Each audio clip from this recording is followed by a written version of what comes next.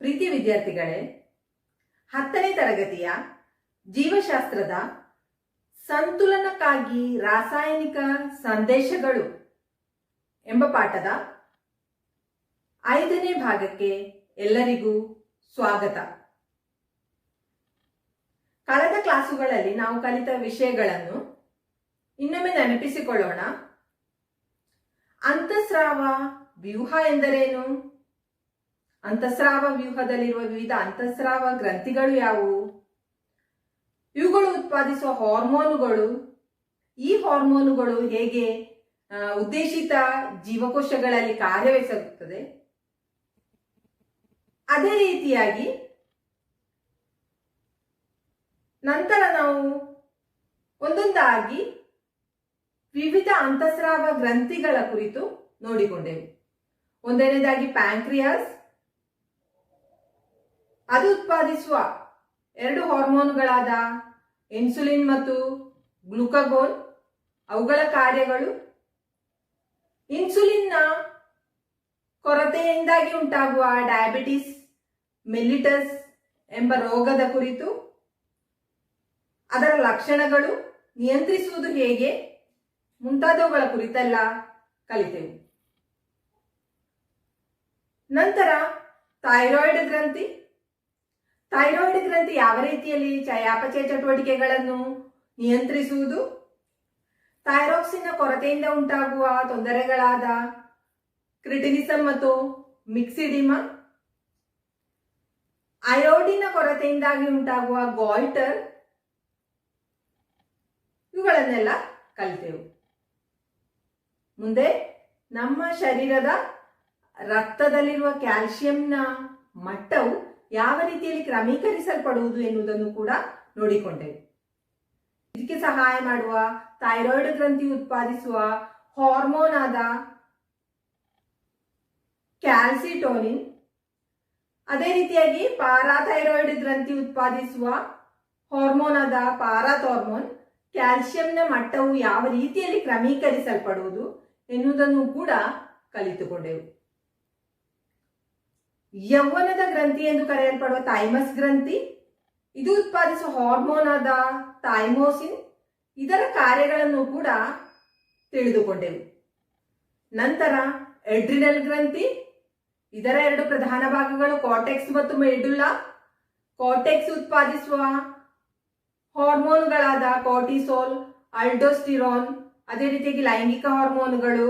Medulla ಉತ್ಪಾದಿಸುವ ಹಾರ್ಮೋನುಗಳಾದ ಎಪಿನೆಫ್ರಿನ್, ನೋರ್ ಎಪಿನೆಫ್ರಿನ್, ಇವುಗಳ ಕಾರ್ಯಗಳು, ಇವುಗಳನ್ನೆಲ್ಲ ಕಲಿತುಕೊಂಡೆವು. ಜೈವಿಕ ಗಡಿಯಾರ ಎಂದು ಕರೆಯಲ್ಪಡುವ ಪೈನಿಯಲ್ ಗ್ರಂಥಿ, ಇದು ಉತ್ಪಾದಿಸುವ ಹಾರ್ಮೋನ್ ಆದ ಮೆಲಟೋನಿನ್, ಯಾವ ರೀತಿಯಲ್ಲಿ ಇದು ನಮ್ಮ ಶರೀರದಲ್ಲಿ ಕಾರ್ಯವೆಸಬಹುದು ಎನ್ನುವುದನ್ನು ಕೂಡ ನಾವು ನೋಡಿಕೊಂಡೆವು. ಮುಂದೆ ನಾವು ಕಲಿತದ್ದು ಪಿಟ್ಯುಟರಿ ಗ್ರಂಥಿಯ ಕುರಿತು. ಪಿಟ್ಯುಟರಿ ಗ್ರಂಥಿಗೆ 2 ದಳಗಳಿವೆ, ಮುಂದಿನ ದಳ ಮತ್ತು ಹಿಂದಿನ ದಳ. ಮುಂದಿನ ದಳ ಉತ್ಪಾದಿಸುವಂತಹ ಟ್ರೋಪಿಕ್ ಹಾರ್ಮೋನುಗಳ ಕುರಿತು, ಅದೇ ರೀತಿಯಾಗಿ ಬೆಳವಣಿಗೆ ಹಾರ್ಮೋನ್, ಪ್ರೊಲ್ಯಾಕ್ಟಿನ್, ಇವುಗಳ ಕಾರ್ಯಗಳು, ಇವುಗಳನ್ನೆಲ್ಲ ವಿವರವಾಗಿ ತಿಳಿದುಕೊಂಡೆವು. ಮೆದುಳಿನ ಭಾಗವಾದ ಹೈಪೋಥಾಲಾಮಿಸ್ನಲ್ಲಿ ಉತ್ಪಾದಿಸಲ್ಪಟ್ಟು ಪಿಟ್ಯುಟರಿ ಗ್ರಂಥಿಯ ಹಿಂದಿನ ದಳದಲ್ಲಿ ಸಂಗ್ರಹಗೊಳ್ಳುವ ಮತ್ತು ಅಲ್ಲಿಂದ ಸ್ರವಿಸಲ್ಪಡುವ 2 ಹಾರ್ಮೋನ್ಗಳಾದ ವಾಸೋಪ್ರೆಸಿನ್ ಮತ್ತು ಆಕ್ಸಿಟಾಕ್ಸಿನ್ ಗಳ ಕುರಿತು, ಇವುಗಳ ಕಾರ್ಯಗಳ ಕುರಿತು ಕೂಡ ಕಲಿತುಕೊಂಡೆವು. ವಾಸೋಪ್ರೆಸಿನ್ ನ ಉತ್ಪಾದನೆ ಕೊರತೆಯಿಂದಾಗಿ ಉಂಟಾಗುವಂತಹ ಡಯಾಬಿಟಿಸ್ ಇನ್ಸಿಪಿಡಸ್ ಇದನ್ನು ಕೂಡ ತಿಳಿದುಕೊಂಡೆವು. ಇನ್ನು ಮುಂದಿನ ಭಾಗ ಲೈಂಗಿಕ ವಿಶೇಷತೆಗಳನ್ನು ನಿಯಂತ್ರಿಸುವ 2 ಪ್ರಧಾನ ಗ್ರಂಥಿಗಳು ಮತ್ತು ಅವುಗಳು ಉತ್ಪಾದಿಸುವ ಹಾರ್ಮೋನುಗಳು ಮತ್ತು ಕಾರ್ಯಗಳನ್ನು ನೋಡಿಕೊಳ್ಳೋಣ. ಲೈಂಗಿಕ ವಿಶೇಷತೆಗಳನ್ನು ನಿಯಂತ್ರಿಸುವುದರಲ್ಲಿ ಪ್ರಧಾನ ಪಾತ್ರ ವಹಿಸುವ 2 ಗ್ರಂಥಿಗಳಾಗಿವೆ ವೃಷಣ ಮತ್ತು ಅಂಡಾಶಯಗಳು. ವೃಷಣ ಮತ್ತು ಅಂಡಾಶಯದ ಕುರಿತು ನೀವು 8ನೇ ತರಗತಿಯಲ್ಲಿ ಕಲ್ತಿದ್ದೀರಿ. ವೃಷಣವು ಪುರುಷ ಪ್ರತ್ಯುತ್ಪಾದನಾ ಅಂಗವಾಗಿದೆ. ಅದೇ ರೀತಿಯಾಗಿ ಇದು ಅಂತಸ್ರಾವ ಗ್ರಂಥಿಯಾಗಿ ಕೂಡ ಕಾರ್ಯನಿರ್ವಹಿಸುತ್ತದೆ. ಅಂಡಾಶಯವು ಸ್ತ್ರೀ ಪ್ರತ್ಯುತ್ಪಾದನಾ ಅಂಗವಾಗಿದೆ. ಇದು ಅಂತಸ್ರಾವ ಗ್ರಂಥಿಯಾಗಿ ಕೂಡ ಕಾರ್ಯನಿರ್ವಹಿಸಬಹುದು. ಮೊದಲನೆಯದಾಗಿ ಪುರುಷ ಲೈಂಗಿಕ ವಿಶೇಷತೆಗಳನ್ನು ನಿಯಂತ್ರಿಸುವ ಅಂತಸ್ರಾವ ಗ್ರಂಥಿಯಾದ ವೃಷಣಗಳ ಕುರಿತು ನೋಡಿಕೊಳ್ಳೋಣ. ಈ ವೃಷಣಗಳು ಎಲ್ಲಿ ಕಂಡುಬರುವುದು? ನೀವು 8ನೇ ತರಗತಿಯಲ್ಲಿ ಕಲ್ತಿದ್ದೀರಿ. ಪ್ರತ್ಯುತ್ಪಾದನಾಂಗವಾಗಿ ಕಾರ್ಯನಿರ್ವಹಿಸುವ ವೃಷಣ ಮತ್ತು ಅದರ ಭಾಗಗಳು, ಕಾರ್ಯಗಳ ಕುರಿತೆಲ್ಲ ತಿಳಿದುಕೊಂಡಿದ್ದೀರಿ. ಇನ್ನೊಮ್ಮೆ ನೆನಪಿಸಿಕೊಳ್ಳೋಣ. ವೃಷಣವು ಉದರ ಸಂಪುಟದ ಹೊರಭಾಗದಲ್ಲಿ ವೃಷಣ ಚೀಲದಲ್ಲಿ ಕಂಡುಬರುತ್ತದೆ. 1 ಜತೆ ವೃಷಣಗಳಿವೆ. ಇದು ಉತ್ಪಾದಿಸುವ ಪ್ರಧಾನವಾದ ಹಾರ್ಮೋನ್ ಆಗಿದೆ ಟೆಸ್ಟೋಸ್ಟಿರೋನ್. ವೃಷಣವು ಉತ್ಪಾದಿಸುವ ಪ್ರಧಾನವಾದ ಹಾರ್ಮೋನ್ ಆಗಿದೆ ಟೆಸ್ಟೋಸ್ಟಿರೋನ್, ಅಥವಾ ಇದನ್ನು ಆಂಡ್ರೋಜನ್ ಎಂದು ಕೂಡ ಕರೆಯುತ್ತಾರೆ. ವೃಷಣ ಎಂಬ ಪ್ರಧಾನವಾದ ಅಂತಸ್ರಾವ ಗ್ರಂಥಿ ಉತ್ಪಾದಿಸುವ ಒಂದು ಹಾರ್ಮೋನ್ ಟೆಸ್ಟೋಸ್ಟಿರೋನ್ ಅಥವಾ ಆಂಡ್ರೋಜನ್. ಇದರ ಪ್ರಧಾನ ಕಾರ್ಯಗಳಾಗಿವೆ ದ್ವಿತೀಯ ಲೈಂಗಿಕ ವಿಶೇಷತೆಗಳನ್ನು ನಿಯಂತ್ರಿಸುವುದು. ಇದರ ಪ್ರಧಾನ ಕಾರ್ಯಗಳಾಗಿವೆ ಪುರುಷರಲ್ಲಿ ದ್ವಿತೀಯ ಲೈಂಗಿಕ ವಿಶೇಷತೆಗಳನ್ನು ನಿಯಂತ್ರಿಸುವುದು. ದ್ವಿತೀಯ ಲೈಂಗಿಕ ವಿಶೇಷತೆಗಳು ಯಾವುವು? ಸ್ವರದಲ್ಲಿ ಉಂಟಾಗುವಂತಹ ಬದಲಾವಣೆ, ಅಂದ್ರೆ ಸ್ವರವು ಗಡುಸಾಗುವುದು, ಸ್ವರದಲ್ಲಿ ಬದಲಾವಣೆ ಉಂಟಾಗುವುದು ಅಥವಾ ಸ್ವರ ಗಡುಸಾಗುವುದು, ಶರೀರ ಭಾಗಗಳಲ್ಲಿ ರೋಮಗಳು ಬೆಳೆಯುವುದು, ಲೈಂಗಿಕ ಅವಯವಗಳ ಬೆಳವಣಿಗೆ, ಶಾರೀರಿಕ ಬೆಳವಣಿಗೆ ತ್ವರಿತಗೊಳ್ಳುವುದು ಮುಂತಾದವುಗಳು. ಇದರ ಇನ್ನೊಂದು ಪ್ರಧಾನ ಕಾರ್ಯ ವೀರ್ಯಕೋಶಗಳ ಉತ್ಪಾದನೆಯನ್ನು ನಿಯಂತ್ರಿಸುವುದು. ಟೆಸ್ಟೋಸ್ಟಿರೋನ್ ಎಂಬ ಹಾರ್ಮೋನಿನ 2 ಪ್ರಧಾನ ಕಾರ್ಯಗಳಾಗಿವೆ ದ್ವಿತೀಯ ಲೈಂಗಿಕ ವಿಶೇಷತೆಗಳು ಮತ್ತು ವೀರ್ಯಕೋಶಗಳ ಉತ್ಪಾದನೆಯನ್ನು ನಿಯಂತ್ರಿಸುವುದು.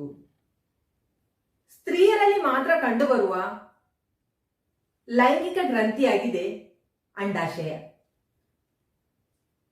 ಅಂಡಾಶಯದ ರಚನೆ, ಇದರ ಭಾಗಗಳು, ಅದೇ ರೀತಿಯಾಗಿ ಪ್ರತಿಯೊಂದು ಭಾಗಗಳ ಕಾರ್ಯಗಳ ಕುರಿತೆಲ್ಲ ನೀವು 8ನೇ ತರಗತಿಯಲ್ಲಿ ಕಲಿತಿದ್ದೀರಾ. ಎಷ್ಟು ಅಂಡಾಶಯಗಳಿವೆ? 1 ಜತೆ ಅಂಡಾಶಯಗಳಿವೆ. ಈ ಅಂಡಾಶಯಗಳು ಎಲ್ಲಿ ಕಂಡುಬರುವುದು? ಉದರ ಸಂಪುಟದಲ್ಲಿ 1 ಜತೆ ಅಂಡಾಶಯಗಳು ಕಂಡುಬರುವುದು. ಇದೊಂದು ಸ್ತ್ರೀ ಪ್ರತ್ಯುತ್ಪಾದನಾಂಗ, ಅದೇ ರೀತಿಯಾಗಿ ಅಂತಸ್ರಾವ ಗ್ರಂಥಿಯಾಗಿ ಕೂಡ ಇದು ಕಾರ್ಯನಿರ್ವಹಿಸುತ್ತದೆ. ಇದು ಸ್ತ್ರೀ ಲೈಂಗಿಕ ಹಾರ್ಮೋನ್ಗಳನ್ನು ಉತ್ಪಾದಿಸುತ್ತದೆ. ಇದು ಉತ್ಪಾದಿಸುವ ಪ್ರಧಾನವಾದ ಹಾರ್ಮೋನ್ ಈಸ್ಟ್ರೋಜನ್. ಸ್ತ್ರೀ ಲೈಂಗಿಕ ಗ್ರಂಥಿಯಾದ ಅಂಡಾಶಯ ಉತ್ಪಾದಿಸುವ ಪ್ರಧಾನವಾದ ಒಂದು ಹಾರ್ಮೋನ್ ಈಸ್ಟ್ರೋಜನ್. ಈಸ್ಟ್ರೋಜನ್ನ ಕಾರ್ಯಗಳು ಯಾವುವು? ಸ್ತ್ರೀಯರಲ್ಲಿ ದ್ವಿತೀಯ ಲೈಂಗಿಕ ವಿಶೇಷತೆಗಳನ್ನು ನಿಯಂತ್ರಿಸುವುದು. ಯಾವುದೆಲ್ಲ ದ್ವಿತೀಯ ಲೈಂಗಿಕ ವಿಶೇಷತೆಗಳು? ನಾವು 8ನೇ ಕ್ಲಾಸಿನಲ್ಲಿ ಕಲಿತಿದ್ದೇವೆ. ಸ್ವರದ ಕೋಮಲತೆ ಹೆಚ್ಚಾಗುವುದು, ಲೈಂಗಿಕ ಅವಯವಗಳಲ್ಲಿ ಬೆಳವಣಿಗೆ ಉಂಟಾಗುವುದು, ಶಾರೀರಿಕ ಬೆಳವಣಿಗೆ ಹೆಚ್ಚಾಗುವುದು, ಸ್ತನಗಳು ಬೆಳೆಯುವುದು, ಮುಟ್ಟಾಗುವಿಕೆ ಆರಂಭಗೊಳ್ಳುವುದು. ಇವುಗಳೆಲ್ಲ ದ್ವಿತೀಯ ಲೈಂಗಿಕ ವಿಶೇಷತೆಗಳು ಸ್ತ್ರೀಯರಲ್ಲಿ ಮಾತ್ರ ಕಂಡುಬರುವುದು. ಇದಕ್ಕೆ ಕಾರಣ ಪ್ರಧಾನವಾದ ಹಾರ್ಮೋನ್ ಆದ ಈಸ್ಟ್ರೋಜನ್. ಇದರ ಇತರ ಎರಡು ಪ್ರಧಾನ ಕಾರ್ಯಗಳಾಗಿವೆ. ಋತುಚಕ್ರವನ್ನು ನಿಯಂತ್ರಿಸುವುದು, ಅಂದ್ರೆ ಮುಟ್ಟಾಗುವಿಕೆಯನ್ನು ನಿಯಂತ್ರಿಸುವುದು, ಮತ್ತು ಅಂಡಕದ ಉತ್ಪಾದನೆಯನ್ನು ನಿಯಂತ್ರಿಸುವುದು. ಇತರ ಎರಡು ಪ್ರಧಾನ ಕಾರ್ಯಗಳಾಗಿವೆ. ಋತುಚಕ್ರವನ್ನು ನಿಯಂತ್ರಿಸುವುದು ಅಥವಾ ಮುಟ್ಟಾಗುವಿಕೆಯನ್ನು ನಿಯಂತ್ರಿಸುವುದು, ಅಂಡಕದ ಉತ್ಪಾದನೆಯನ್ನು ನಿಯಂತ್ರಿಸುವುದು. ಅಂಡಾಶಯವು ಉತ್ಪಾದಿಸುವ ಇನ್ನೊಂದು ಪ್ರಧಾನವಾದ ಹಾರ್ಮೋನ್ ಪ್ರೊಜೆಸ್ಟಿರಾನ್. ಈ ಪ್ರೊಜೆಸ್ಟಿರಾನ್ ಕೂಡ ಸ್ತ್ರೀ ಲೈಂಗಿಕ ವಿಶೇಷತೆಗಳನ್ನು ನಿಯಂತ್ರಿಸುವುದರಲ್ಲಿ ಪ್ರಧಾನ ಪಾತ್ರ ವಹಿಸುತ್ತದೆ. ಇದರ ಪ್ರಧಾನ ಕಾರ್ಯಗಳಾಗಿವೆ ಭ್ರೂಣವನ್ನು ಉಳಿಸಿಕೊಳ್ಳುವುದು, ಅಂಡಕದ ಉತ್ಪಾದನೆ ಮತ್ತು ಋತುಚಕ್ರವನ್ನು ನಿಯಂತ್ರಿಸುವುದು. ಈಸ್ಟ್ರೋಜನ್ ಮತ್ತು ಪ್ರೊಜೆಸ್ಟ್ರಾನ್ನ ಕಾರ್ಯದಲ್ಲಿ ಎರಡು ಸಾಮ್ಯತೆ ನಮಗೆ ಕಾಣಲಿಕ್ಕೆ ಸಿಗುವುದು. ಅಂಡಕದ ಉತ್ಪಾದನೆ ಮತ್ತು ಋತುಚಕ್ರವನ್ನು ನಿಯಂತ್ರಿಸುವುದು ಎರಡರಲ್ಲಿ ಕೂಡ, ಈಸ್ಟ್ರೋಜನ್ ಮತ್ತು ಪ್ರೊಜೆಸ್ಟ್ರಾನ್ ಎರಡರಲ್ಲಿ ಕೂಡ ಕಾಮನ್ ಆಗಿ ಕಂಡು ಬರ್ತದೆ. ಅದರಿಂದ ಇದು ಕಲಿಕೆ ಸುಲಭ ಆಗ್ಬೋದು. ಅದರಲ್ಲಿ ವ್ಯತ್ಯಾಸ ಏನು ಅಂತ ಹೇಳಿದ್ರೆ, ಈಸ್ಟ್ರೋಜನ್ ದ್ವಿತೀಯ ಲೈಂಗಿಕ ವಿಶೇಷತೆಗಳನ್ನು ನಿಯಂತ್ರಿಸುವುದು, ಪ್ರೊಜೆಸ್ಟ್ರಾನ್ ಅಲ್ಲಿ ಭ್ರೂಣವನ್ನು ಉಳಿಸಿಕೊಳ್ಳುವುದರಲ್ಲಿ ಇದು ಪ್ರಧಾನ ಪಾತ್ರ ವಹಿಸುತ್ತದೆ. ಆದ್ದರಿಂದ ಅಂಡಾಶಯವು ಎರಡು ಪ್ರಧಾನ ಹಾರ್ಮೋನ್ಗಳನ್ನು ಉತ್ಪಾದಿಸುತ್ತದೆ, ಈಸ್ಟ್ರೋಜನ್ ಮತ್ತು ಪ್ರೊಜೆಸ್ಟ್ರಾನ್. ಈಸ್ಟ್ರೋಜನ್ನ ಕಾರ್ಯ ದ್ವಿತೀಯ ಲೈಂಗಿಕ ವಿಶೇಷತೆಗಳನ್ನು ನಿಯಂತ್ರಿಸುವುದು, ಅಂಡಕದ ಉತ್ಪಾದನೆ ಋತುಚಕ್ರವನ್ನು ನಿಯಂತ್ರಿಸುವುದು. ಪ್ರೊಜೆಸ್ಟಿರಾನ್ ಏನ್ ಮಾಡ್ತದೆ? ಭ್ರೂಣವನ್ನು ಉಳಿಸಿಕೊಳ್ಳುವುದು, ಅಂಡಕದ ಉತ್ಪಾದನೆ ಮತ್ತು ಋತುಚಕ್ರವನ್ನು ನಿಯಂತ್ರಿಸುವುದು. ನಿಮ್ಮ ಸೈನ್ಸ್ ಡೈರಿಯಲ್ಲಿ ನೀವು ಇದರ ಒಂದು ಪಟ್ಟಿಯನ್ನು ತಯಾರಿಸಿ 3 ಕಾಲಮ್ ಹಾಕಿ ಬರೆಯಿರಿ. ಲೈಂಗಿಕ ಗ್ರಂಥಿಗಳು, ಅದರ ಕೆಳಗೆ ವೃಷಣ ಮತ್ತು ಅಂಡಾಶಯ ಬರಿಬೇಕು. ನಂತರ 2ನೇ ಕಾಲಮ್ ಅಲ್ಲಿ ಹಾರ್ಮೋನುಗಳು. ವೃಷಣದಲ್ಲಿ ಏನ್ ಬರಿಬೇಕದು? ಟೆಸ್ಟೋಸ್ಟಿರೋನ್. ಮತ್ತು ಅದರ ಕಾರ್ಯವನ್ನು 3ನೇ ಕಾಲಮ್ ಅಲ್ಲಿ ಬರೆದ್ರೆ ಇದು. ಅಂಡಾಶಯದಲ್ಲಿ 2 ಹಾರ್ಮೋನುಗಳಿವೆ, ಈಸ್ಟ್ರೋಜನ್, ಪ್ರೊಜೆಸ್ಟ್ರಾನ್. ಈಸ್ಟ್ರೋಜನ್ನ ಕಾರ್ಯ ಬರಬೇಕು, ನಂತರ ಪ್ರೊಜೆಸ್ಟಿರಾನ್ನ ಕಾರ್ಯವನ್ನು ಕೂಡ 3ನೇ ಕಾಲಮ್ ಅಲ್ಲಿ ಬರೆಯಿರಿ. ಮುಂದೆ ಪ್ರಧಾನ ನಿಯಂತ್ರಕ.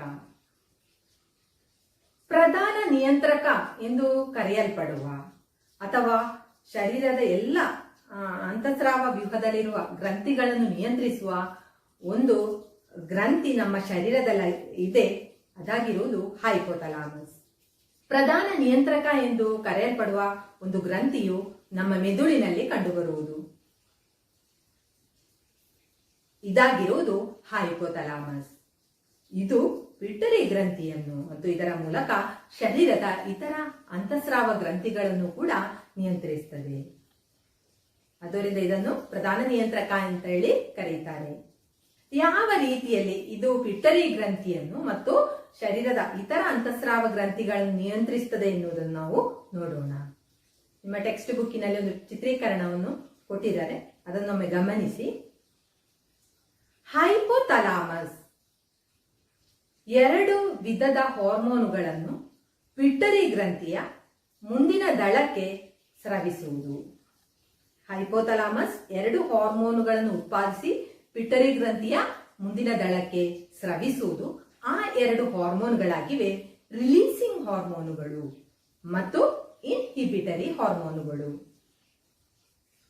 ಹೈಪೋಥಾಲಮಸ್ 2 ಹಾರ್ಮೋನುಗಳನ್ನು ಪಿಟ್ಯುಟರಿ ಗ್ರಂಥಿಯ ಮುಂದಿನ ದಳಕ್ಕೆ ಸ್ರವಿಸುತ್ತವೆ. ಹೈಪೋಥಾಲಮಸ್ 2 ಹಾರ್ಮೋನುಗಳನ್ನು ಪಿಟ್ಯುಟರಿ ಗ್ರಂಥಿಯ ಮುಂದಿನ ದಳಕ್ಕೆ ಸ್ರವಿಸುವುದು. ಆ 2 ಹಾರ್ಮೋನ್ಗಳಾಗಿವೆ ರಿಲೀಸಿಂಗ್ ಹಾರ್ಮೋನುಗಳು ಮತ್ತು ಇನ್ಹಿಬಿಟರಿ ಹಾರ್ಮೋನುಗಳು. ಈ 2 ಹಾರ್ಮೋನುಗಳು ಪಿಟ್ಯುಟರಿ ಗ್ರಂಥಿಯನ್ನು ಮತ್ತು ಇದರ ಮೂಲಕ ಶರೀರದ ಇತರ ಅಂತಃಸ್ರಾವ ಗ್ರಂಥಿಗಳ ಕಾರ್ಯಗಳನ್ನು ಕೂಡ ನಿಯಂತ್ರಿಸುತ್ತವೆ. ಹೈಪೋಥಾಲಮಸ್ ರಿಲೀಸಿಂಗ್ ಹಾರ್ಮೋನುಗಳನ್ನು ಉತ್ಪಾದಿಸಿ ಪಿಟ್ಯುಟರಿ ಗ್ರಂಥಿಯ ಮುಂದಿನ ದಳಕ್ಕೆ ಸ್ರವಿಸಿದಾಗ ಅಲ್ಲಿ ಟ್ರಾಪಿಕ್ ಹಾರ್ಮೋನುಗಳು ಉತ್ಪಾದಿಸಲ್ಪಡುವುದು. ಟ್ರಾಪಿಕ್ ಹಾರ್ಮೋನುಗಳ ಕುರಿತು ನೀವು ಕಳೆದ ಕ್ಲಾಸಿನಲ್ಲಿ ಕಲಿತಿದ್ದೀರಿ. ಇತರ ಗ್ರಂಥಿಗಳ ಚಟುವಟಿಕೆಗಳನ್ನು ಪ್ರಚೋದಿಸುವ ಹಾರ್ಮೋನ್ಗಳಾಗಿವೆ ಟ್ರಾಪಿಕ್ ಹಾರ್ಮೋನ್ಗಳು. ಹೈಪೋಥಾಲಮಸ್ ರಿಲೀಸಿಂಗ್ ಹಾರ್ಮೋನುಗಳನ್ನು ಪಿಟರಿ ಗ್ರಂಥಿಯ ಮುಂದಿನ ದಳಕ್ಕೆ ಸ್ರವಿಸಿದಾಗ ಅಲ್ಲಿ ಟ್ರಾಪಿಕ್ ಹಾರ್ಮೋನುಗಳು ಉತ್ಪಾದಿಸಲ್ಪಡುತ್ತವೆ. ಯಾವುದೆಲ್ಲ ಟ್ರಾಪಿಕ್ ಹಾರ್ಮೋನುಗಳು? TSH thyroid stimulating hormone, thyroid ಗ್ರಂಥಿಯನ್ನು ಪ್ರಚೋದಿಸುವುದು. ACTH ಎಡ್ರಿನೋಕೋರ್ಟಿಕೋಟ್ರೋಪಿಕ್ ಹಾರ್ಮೋನ್, ಎಡ್ರಿನಲ್ ಗ್ರಂಥಿಯನ್ನು ಪ್ರಚೋದಿಸುವುದು. GTH ಗೊನೆಡೋಟ್ರೋಪಿಕ್ ಹಾರ್ಮೋನ್, ಲೈಂಗಿಕ ಗ್ರಂಥಿಗಳನ್ನು ಪ್ರಚೋದಿಸುವುದು. ಆದ್ದರಿಂದ ಈ ಟ್ರಾಪಿಕ್ ಹಾರ್ಮೋನುಗಳು ಉತ್ಪಾದಿಸಲ್ಪಡಬೇಕಿದ್ರೆ ಹೈಪೋಥಾಲಮಸ್ ರಿಲೀಸಿಂಗ್ ಹಾರ್ಮೋನುಗಳನ್ನು ಪಿಟರಿ ಗ್ರಂಥಿಯ ಮುಂದಿನ ದಳಕ್ಕೆ ಅದಲ್ಲದೆ ಹೈಪೋಥಾಲಮಸ್ ಇನ್ಹಿಬಿಟರಿ ಹಾರ್ಮೋನುಗಳನ್ನು ಕೂಡ ಉತ್ಪಾದಿಸುತ್ತದೆ. ಈ ಇನ್ಹಿಬಿಟರಿ ಹಾರ್ಮೋನ್ಗಳ ಕಾರ್ಯಗಳೇನು? ಇವುಗಳು ಪಿಟರಿ ಗ್ರಂಥಿಯ ಮುಂದಿನ ದಳದ ಟ್ರಾಪಿಕ್ ಹಾರ್ಮೋನುಗಳ ಉತ್ಪಾದನೆಯನ್ನು ತಡೆಯುವುದು. ಹೈಪೋಥಾಲಮಸ್ ಇನ್ಹಿಬಿಟರಿ ಹಾರ್ಮೋನುಗಳನ್ನು ಉತ್ಪಾದಿಸಿ ಪಿಟರಿ ಗ್ರಂಥಿಯ ಮುಂದಿನ ದಳದ ಟ್ರಾಪಿಕ್ ಹಾರ್ಮೋನುಗಳ ಉತ್ಪಾದನೆಯನ್ನು ತಡೆಯುವುದು. ಆದ್ದರಿಂದ ಎರಡು ಹಾರ್ಮೋನುಗಳನ್ನು ಇದು ಉತ್ಪಾದಿಸಿ ಪಿಟರಿ ಗ್ರಂಥಿಯನ್ನು ಮತ್ತು ಇದರ ಮೂಲಕ ಅಂತಸ್ರಾವ ವ್ಯೂಹದಲ್ಲಿರುವ ಇತರ ಗ್ರಂಥಿಗಳ ಚಟುವಟಿಕೆಗಳನ್ನು ಕೂಡ ನಿಯಂತ್ರಿಸುವುದು. ಒಂದು ರಿಲೀಸಿಂಗ್ ಹಾರ್ಮೋನುಗಳು, ಇನ್ನೊಂದು ಇನ್ಹಿಬಿಟರಿ ಹಾರ್ಮೋನುಗಳು. ಉದಾಹರಣೆಗೆ ಈಗ ಥೈರಾಯ್ಡ್ ಗ್ರಂಥಿ ಉತ್ಪಾದಿಸುವ ಹಾರ್ಮೋನಿನ ಮಟ್ಟ ರಕ್ತದಲ್ಲಿ ಹೆಚ್ಚಾದಾಗ ಏನಾಗ್ತದೆ? ಹೈಪೋಥಾಲಮಸ್ ಇನ್ಹಿಬಿಟರಿ ಹಾರ್ಮೋನ್ ಅನ್ನು ಉತ್ಪಾದಿಸಿ TSH ನ ಉತ್ಪಾದನೆಯನ್ನು ತಡೆಯುವುದು. ಕಡಿಮೆ ಆದಾಗ ಹೈಪೋಥಾಲಮಸ್ ಏನ್ ಮಾಡಬಹುದು? ರಿಲೀಸಿಂಗ್ ಹಾರ್ಮೋನ್ ಅನ್ನು ಉತ್ಪಾದಿಸಿ TSH ನ ಉತ್ಪಾದನೆಯನ್ನು ಹೆಚ್ಚಿಸುತ್ತದೆ. ಈ ರೀತಿಯಾಗಿ ಹೈಪೋಥಾಲಮಸ್ ರಿಲೀಸಿಂಗ್ ಹಾರ್ಮೋನುಗಳು ಮತ್ತು ಇನ್ಹಿಬಿಟರಿ ಹಾರ್ಮೋನುಗಳನ್ನು ಉತ್ಪಾದಿಸಿ ಪಿಟರಿ ಗ್ರಂಥಿಯನ್ನು ಅದರ ಮೂಲಕ ಅಂತಸ್ರಾವ ವ್ಯೂಹವನ್ನು ಸಂಪೂರ್ಣವಾಗಿ ನಿಯಂತ್ರಿಸುತ್ತದೆ. ಆದ್ದರಿಂದ ಹೈಪೋಥಾಲಮಸ್ ಅನ್ನು ಪ್ರಧಾನ ನಿಯಂತ್ರಕ ಎಂದು ಕರೆಯುತ್ತಾರೆ. ಈ ರೀತಿಯಾಗಿ ಹೈಪೋಥಾಲಮಸ್ ರಿಲೀಸಿಂಗ್ ಹಾರ್ಮೋನುಗಳು ಮತ್ತು ಇನ್ಹಿಬಿಟರಿ ಹಾರ್ಮೋನುಗಳನ್ನು ಉತ್ಪಾದಿಸಿ ಪಿಟರಿ ಗ್ರಂಥಿಯನ್ನು ಮತ್ತು ಇತರ ಅಂತಸ್ರಾವ ವ್ಯೂಹದಲ್ಲಿರುವ ಗ್ರಂಥಿಗಳನ್ನು ನಿಯಂತ್ರಿಸುತ್ತವೆ. ಈ ರೀತಿಯಾಗಿ ಹೈಪೋಥಾಲಮಸ್ ರಿಲೀಸಿಂಗ್ ಹಾರ್ಮೋನುಗಳು ಮತ್ತು ಇನ್ಹಿಬಿಟರಿ ಹಾರ್ಮೋನುಗಳನ್ನು ಉತ್ಪಾದಿಸಿ ಪಿಟರಿ ಗ್ರಂಥಿಯನ್ನು ಮತ್ತು ಅಂತಸ್ರಾವ ವ್ಯೂಹವನ್ನು ಸಂಪೂರ್ಣವಾಗಿ ನಿಯಂತ್ರಿಸುತ್ತದೆ. ಆದ್ದರಿಂದ ಇದನ್ನು ಪ್ರಧಾನ ನಿಯಂತ್ರಕ ಎಂದು ಕರೆಯುತ್ತಾರೆ. ಅದಲ್ಲದೆ ಹೈಪೋಥಾಲಮಸ್ ಹಿಂದಿನ ದಳಕ್ಕೆ ಎರಡು ಹಾರ್ಮೋನ್ಗಳನ್ನು ಸ್ರವಿಸುತ್ತದೆ. ಅದು ನೀವು ಕಳೆದ ಕ್ಲಾಸಿನಲ್ಲಿ ಕಲಿತಿದ್ದೀರಿ, ವಾಸೋಪ್ರೆಸಿನ್ ಮತ್ತು ಆಕ್ಸಿಟೋಸಿನ್ಗಳು. ಇದರ ಕಾರ್ಯಗಳು ಇದನ್ನೆಲ್ಲ ನೀವು ಕಲಿತಿದ್ದೀರಿ. ಈಗ ಒಂದು ಚಿಕ್ಕ ವಿಡಿಯೋವನ್ನು ನೋಡೋಣ. ಇದರಲ್ಲಿ ಹೈಪೋಥಾಲಮಸ್ ಮತ್ತು ಪಿಟರಿ ಗ್ರಂಥಿಗಳೊಳಗಿನ ಸಂಬಂಧವನ್ನು ತೋರಿಸಲಾಗಿದೆ. ಹೈಪೋಥಾಲಮಸ್ ಮತ್ತು ಪಿಟ್ಯೂಟರಿ ಗ್ರಂಥಿ ಮೆದುಳಿನ ಥಾಲಮಸ್ನ ನೇರ ಕೆಳಗೆ ಕಂಡುಬರುವ ಅಂತಸ್ರಾವ ಗ್ರಂಥಿಯಾಗಿದೆ ಹೈಪೋಥಾಲಮಸ್. ಇದು ಪಿಟ್ಯೂಟರಿ ಗ್ರಂಥಿ ಮತ್ತು ಅದರೊಂದಿಗೆ ಇತರ ಅಂತಸ್ರಾವ ಗ್ರಂಥಿಗಳನ್ನು ನಿಯಂತ್ರಿಸುವುದು. ಹೈಪೋಥಾಲಮಸ್ನ ಕೆಳಗೆ ಕಂಡುಬರುವ ಪಿಟ್ಯೂಟರಿ ಗ್ರಂಥಿಗೆ ಎರಡು ದಳಗಳಿವೆ, ಮುಂದಿನ ದಳ ಮತ್ತು ಹಿಂದಿನ ದಳ. ಹೈಪೋಥಾಲಮಸ್ನ ನರಕೋಶಗಳು ಉತ್ಪಾದಿಸುವ ಹಾರ್ಮೋನ್ಗಳಾಗಿವೆ ನ್ಯೂರೋ ಹಾರ್ಮೋನ್ಗಳು. ರಿಲೀಸಿಂಗ್ ಹಾರ್ಮೋನ್, ಇನ್ಹಿಬಿಟರಿ ಹಾರ್ಮೋನ್ ಎಂಬಿವುಗಳು ನ್ಯೂರೋ ಹಾರ್ಮೋನ್ಗಳಿಗೆ ಉದಾಹರಣೆಗಳಾಗಿವೆ. ಹೈಪೋಥಾಲಮಸ್ ಉತ್ಪಾದಿಸುವ ರಿಲೀಸಿಂಗ್ ಹಾರ್ಮೋನುಗಳು ಪಿಟ್ಯೂಟರಿ ಗ್ರಂಥಿಯ ಮುಂದಿನ ದಳವನ್ನು ಪ್ರಚೋದಿಸಿ ಅಲ್ಲಿಂದ ಟ್ರಾಪಿಕ್ ಹಾರ್ಮೋನುಗಳು ಉತ್ಪಾದಿಸುವಂತೆ ಮಾಡುವುದು. ಇನ್ಹಿಬಿಟರಿ ಹಾರ್ಮೋನುಗಳು ಪಿಟ್ಯೂಟರಿ ಗ್ರಂಥಿಯ ಮುಂದಿನ ದಳದಿಂದ ಹಾರ್ಮೋನುಗಳು ಉತ್ಪಾದಿಸಲ್ಪಡದಂತೆ ತಡೆಯುವುದು. ಹೈಪೋಥಾಲಮಸ್ ಉತ್ಪಾದಿಸುವ ಎರಡು ಹಾರ್ಮೋನುಗಳಾಗಿವೆ ವ್ಯಾಸೋಪ್ರೆಸಿನ್ ಮತ್ತು ಆಕ್ಸಿಟೋಸಿನ್.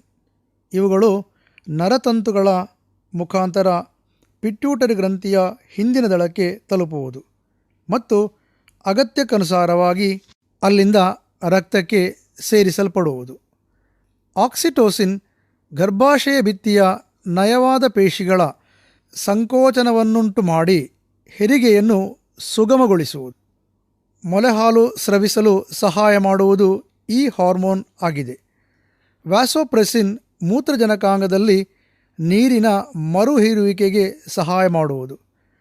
ಮೂತ್ರದ ಮೂಲಕ ನಷ್ಟವಾಗುವ ನೀರಿನ ಪ್ರಮಾಣವನ್ನು ಕಡಿಮೆ ಮಾಡುವುದರಿಂದ ಈ ಹಾರ್ಮೋನನ್ನು ADH ಅಥವಾ ಆಂಟಿ ಡಯೂರೆಟಿಕ್ ಹಾರ್ಮೋನ್ ಎಂದು ಕರೆಯುವರು. ADHನ ಕೊರತೆಯಿಂದ ಉಂಟಾಗುವ ರೋಗವಾಗಿದೆ ಡಯಾಬಿಟಿಸ್ ಇನ್ಸಿಪಿಡಸ್.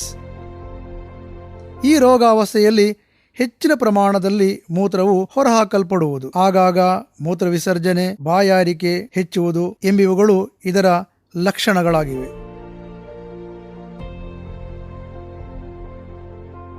ಅಂತಃಸ್ರಾವ ವ್ಯೂಹ ಮತ್ತು ನರವ್ಯೂಹದ ಭಾಗವಾದುದರಿಂದ ಹೈಪೋಥಲಾಮಸ್ ಆಂತರಿಕ ಸಂತುಲನದ ಪಾಲನೆಯಲ್ಲಿ ಪ್ರಧಾನ ಪಾತ್ರವನ್ನು ವಹಿಸುವುದು.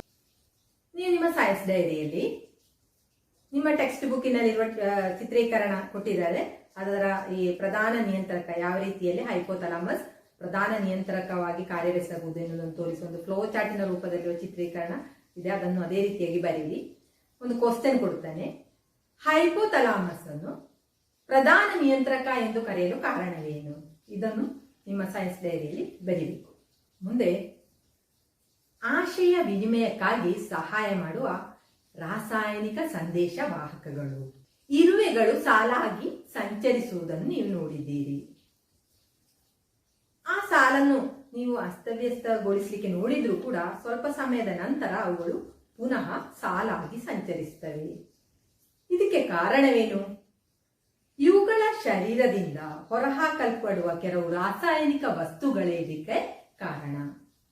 ಇರುವೆಗಳು ಸಾಲಾಗಿ ಸಂಚರಿಸಲು ಕಾರಣ ಇವುಗಳ ಶರೀರದಿಂದ ಹೊರಹಾಕಲ್ಪಡುವ ಕೆಲವು ರಾಸಾಯನಿಕ ವಸ್ತುಗಳಾಗಿವೆ. ಜೀವಿಗಳು ಅಥವಾ ಕೆಲವು ಪ್ರಾಣಿಗಳು ಆಶಯ ವಿನಿಮಯಕ್ಕಾಗಿ ಅವುಗಳ ಶರೀರದಿಂದ ಬಾಹ್ಯ ಪರಿಸರಕ್ಕೆ ಹೊರಹಾಕುವ ಕೆಲವು ರಾಸಾಯನಿಕ ವಸ್ತುಗಳನ್ನು ಫಿರಮೋನ್ಗಳೆನ್ನುವರು.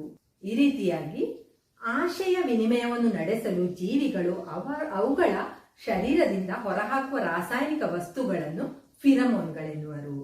ಈ ರೀತಿಯಾಗಿ ಆಶಯ ವಿನಿಮಯವನ್ನು ನಡೆಸಲು ಜೀವಿಗಳು ಅವುಗಳ ಶರೀರದಿಂದ ಹೊರಹಾಕುವ ರಾಸಾಯನಿಕ ವಸ್ತುಗಳನ್ನು ಫಿರಮೋನ್ಗಳೆನ್ನುವರು.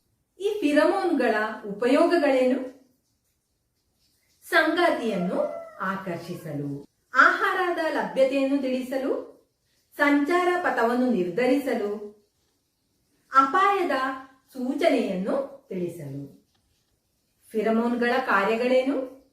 ಸಂಗಾತಿಯನ್ನು ಆಕರ್ಷಿಸಲು, ಆಹಾರದ ಲಭ್ಯತೆಯನ್ನು ತಿಳಿಸಲು, ಸಂಚಾರ ಪಥವನ್ನು ನಿರ್ಧರಿಸಲು, ಅಪಾಯದ ಸೂಚನೆಯನ್ನು ತಿಳಿಸಲು. ಜೇನುನೊಣ, ಗೆದ್ದಲು ಮುಂತಾದ ಜೀವಿಗಳು ಸಂಘ ಜೀವನವನ್ನು ನಡೆಸುವುದು ಫಿರಮೋನ್ಗಳ ಸಹಾಯದಿಂದಾಗಿದೆ. ಈಗ ಜೇನುನೊಣ ಅದಕ್ಕೆ ಯಾರಾದ್ರೂ ತೊಂದರೆ ಉಂಟು ಮಾಡಿದ್ರೆ, ಯಾರಿಗಾದ್ರೂ ಒಬ್ಬರಿಗೆ ಚುಚ್ಚುತ್ತದೆ, ಕೂಡಲೇ ಇತರ ಜೇನುನೊಣಗಳು ಕೂಡ ಬಂದು ಚುಚ್ಚುವುದು. ಇದಕ್ಕೆ ಕಾರಣ ಫಿರಮೋನ್ಗಳಾಗಿವೆ. ಇದು ಅಪಾಯದ ಸೂಚನೆಯನ್ನು ತಿಳಿಸ್ತದೆ. ಹಾಗೇನಾಗುವುದು, ಇತರ ಜೇನುನೊಣಗಳು ಕೂಡ ಅಲ್ಲಿ ಆ ವ್ಯಕ್ತಿಯನ್ನು ಆಕ್ರಮಿಸ್ತದೆ. ಇನ್ನು ಸಂಚಾರ ಪಥವನ್ನು ನಾನೀಗಾಗಲೇ ಹೇಳಿದೆ, ಇರುವೆಗಳು ಸಾಲಾಗಿ ಸಂಚರಿಸುವುದು. ಸಕ್ಕರೆ ನಾವು ಹೊರಗಿಟ್ರೆ ಒಂದು ಇರುವೆ ಅಲ್ಲಿಗೆ ಬಂದ್ರೆ ಮತ್ತೆ ಇತರ ಇರುವೆಗಳು ಕೂಡ ಸಾಲಾಗಿ ಬರ್ತವೆ. ಆಹಾರದ ಲಭ್ಯತೆಯನ್ನು ತಿಳಿಸಲಿಕ್ಕೆ ಇದು ಸಹಾಯ ಮಾಡುವುದು. ಫಿರಮೋನ್ಗಳಿಗಿರುವ ಉದಾಹರಣೆಗಳು ಯಾವುವು? ಕಸ್ತೂರಿ ಮೃಗದ ಕಸ್ತೂರಿ, ಪುನುಗು ಬೆಕ್ಕು ಉತ್ಪಾದಿಸುವ ಸಿಬೆಟಾನ್, ಹೆಣ್ಣು ರೇಷ್ಮೆ ಪತಂಗ ಉತ್ಪಾದಿಸುವ ಬಾಂಬಿಕೋಲ್ ಮುಂತಾದವುಗಳು. ಕಸ್ತೂರಿ ಮೃಗ ಉತ್ಪಾದಿಸುವ ಕಸ್ತೂರಿ ಮೃಗ ಕೂದಲೆಲ್ಲ ಕಸ್ತೂರಿಯ ಪರಿಮಳ ಬರ್ತದೆ.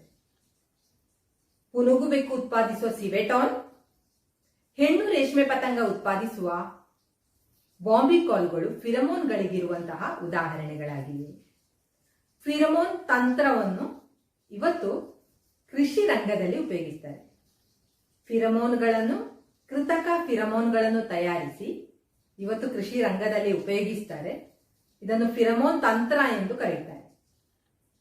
ಉದಾಹರಣೆಗೆ ಈ ತೆಂಗಿನ ತೋಟದಲ್ಲಿ ಈ ರೈನೋಸಿರಸ್ ಬೀಟಲ್, ಕೆಂಪು ದುಂಬಿ ರೆಡ್ ಪಾಮ್ ಬಿವಿಲ್ಗಳು, ಅವುಗಳ ಆ ಕೀಟಗಳ ಹಾವಳಿ ಹೆಚ್ಚಾದಾಗ ಕೃತಕ ಫಿರಮೋನ್ ಕೇಕ್ ಅನ್ನು ಒಂದು ಬಕೆಟ್ ಅಲ್ಲಿ ಹಾಕಿಡ್ತಾರೆ. ಅದಕ್ಕೆ ಈ ಕೀಟಗಳು ಬಂದು ಅವುಗಳಿಂದ ಆಕರ್ಷಿಸಲ್ಪಟ್ಟು ಅಲ್ಲಿ ಬಂದು ಬೀಳ್ತವೆ. ನಂತರ ಅದನ್ನು ತೆಗೆದು ನಾಶ ಮಾಡ್ತಾರೆ. ಕೀಟಗಳ ನಾಶಕ್ಕೆ ಫಿರಮೋನ್ ತಂತ್ರವನ್ನು ಇಂದು ಕೃಷಿ ರಂಗದಲ್ಲಿ ಉಪಯೋಗಿಸ್ತಾರೆ. ಇತರ ಕೃಷಿ ಬೆಳೆಗಳಿಗೂ ಕೂಡ ಈ ಫಿರಮೋನ್ ತಂತ್ರವನ್ನು ಬಳಸ್ತಾರೆ. ತೆಂಗಿನ ಕೃಷಿಗೆ ಮಾತ್ರ ಅಲ್ಲ. ಅದರ ಒಂದು ಚಿಕ್ಕ ವಿಡಿಯೋವನ್ನು ನೀವೀಗ ನೋಡಿಕೊಳ್ಳಿ.